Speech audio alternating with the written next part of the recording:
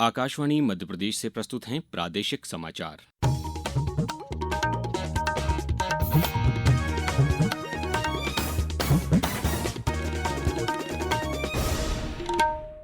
नमस्कार, समाचारों के साथ मैं अभिषेक कटियार। सबसे पहले इस बुलेटिन के मुख्य समाचार। प्रदेश में 3 महीने से चल रहे जलगंगा संवर्धन अभियान का हुआ समापन। धरती आबा अभियान के तहत लोगों को किया गया जागरूक। देश के जीएसटी संग्रह में आया उछाल 5 साल में हुआ 2 गुना। और प्रदेश के कई जिलों में बारिश का दौर जारी।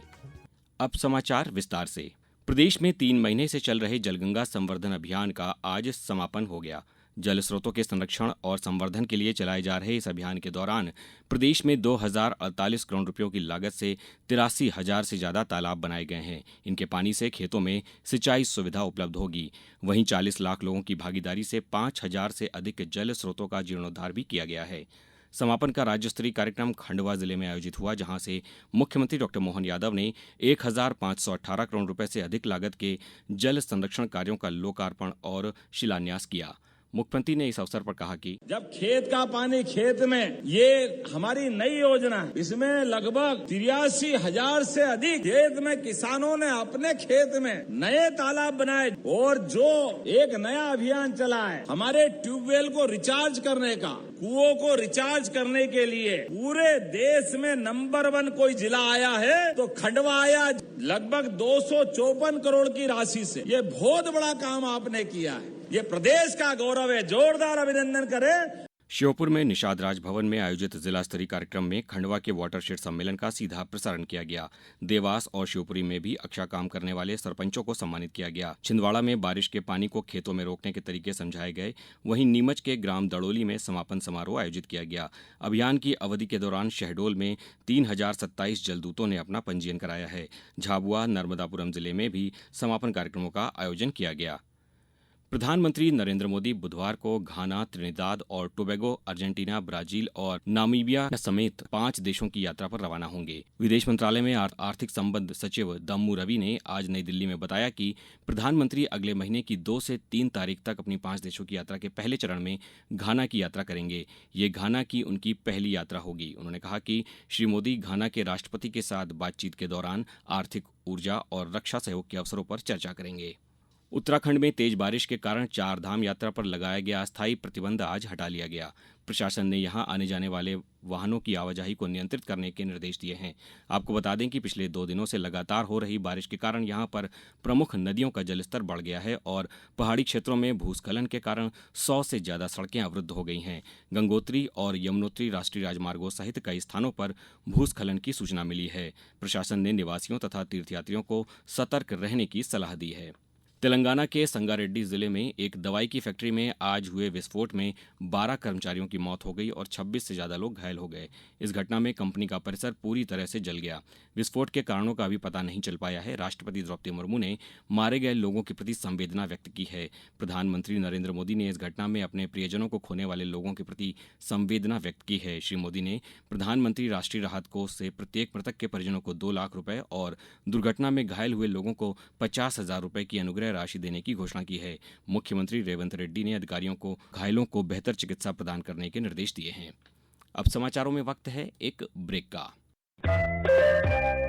ये समाचार आप आकाशवाणी मध्य प्रदेश से सुन रहे हैं। ये समाचार बुलेटिन YouTube पर Madhya Pradesh news all India radio channel पर और Facebook साथ ही X प्लेटफॉर्म पर AIR न्यूज भोपाल पेज पर सुने जा सकते हैं। इसके अलावा आप हमारी वेबसाइट newsonair.gov.in पर अथवा न्यूज ऑन AIR ऐप पर भी समाचार सुन सकते हैं। समाचारों में पुनः आपका स्वागत है। 15 जून से 30 जून 2025 तक प्रदेश में धरती आबा जनभागीदारी अभियान के अंतर्गत जिलों में जागरूकता और लाभ संतृप्ति शिविर आयोजित किए गए। इस श्रृंखला में छिंदवाड़ा जिले के 9 विकासखंडों में हितग्राही मूलक योजनाओं से संबंधित शिविरों का आयोजन किया गया। बालाघाट और ग्वालियर में भी कार्यक्रम आयोजित किए गए। जनजातीय कार्य विभाग द्वारा अपील की गई है कि जिन हितग्राहियों ने अब तक विभिन्न योजनाओं का लाभ नहीं लिया है, वे निर्धारित तिथियों को अपने निकटतम शिविर में उपस्थित होकर लाभ अवश्य प्राप्त करें। राष्ट्रपति द्रौपदी मुर्मू ने कहा है कि अन्य क्षेत्रों की तरह प्रौद्योगिकी पशु चिकित्सा, औषधि और देखरेख में क्रांतिकारी परिवर्तन लाने की क्षमता रखती है। उत्तर प्रदेश के बरेली में आज सुबह भारतीय पशु चिकित्सा अनुसंधान संस्थान IVRI के 11वें दीक्षांत समारोह को संबोधित करते हुए राष्ट्रपति ने कहा कि प्रौद्योगिकी का उपयोग देश भर के पशु चिकित्सा अस्पतालों को सशक्त बना सकता है। राष्ट्रपति ने कहा कि ईश्वर ने मनुष्य को जो सोचने समझने की शक्ति दी है, उसका उपयोग सभी जीव जंतुओं के कल्याण के लिए किया जाना चाहिए। पशु कल्याण के लिए नियमित रूप से पशु आरोग्य मेलों का आयोजन होना चाहिए। इन मेलों के तहत गांव-गांव में कैंप, लगातार पशुओं की चिकित्सा होने पर पशुओं के साथ साथ समाज भी स्वस्थ रहेगा। वित्त वर्ष 2024-25 में वस्तु और सेवा कर GST का सकल संग्रह 5 साल में दोगुना होकर 22.8 लाख करोड़ रुपए के सर्वकालिक उच्च स्तर पर पहुंच गया है। 2020-21 में कुल संग्रह 11.37 लाख करोड़ रुपए था। GST डेटा के अनुसार औसत मासिक संग्रह 1.84 लाख करोड़ रुपए रहा। कल वस्तु और सेवा कर को लागू हुए 8 साल पूरे हो जाएंगे। केंद्रीय सहकारिता मंत्री अमित शाह नई दिल्ली में राज्यों और केंद्र शासित प्रदेशों के सहकारिता मंत्रियों की मंथन बैठक की अध्यक्षता कर रहे हैं।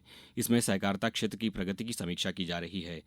सहकारी क्षेत्र को मजबूत करने के सामूहिक लक्ष्य को प्राप्त करने के लिए विचारों का आदान प्रदान इस बैठक में किया जाना है। इस बैठक के दौरान ग्रामीण सेवा वितरण को मजबूत करने के लिए 2 लाख नई बहुउद्देशीय प्राथमिक कृषि ऋण समितियों और डेयरी तथा मत्स्य पालन सहकारी समितियों की स्थापना सहित सभी प्रमुख अभियानों पर चर्चा की जा रही है। इसमें सहकारी क्षेत्र में विश्व की सबसे बड़ी अनाज भंडारण योजना पर भी विचार विमर्श किया जाना है।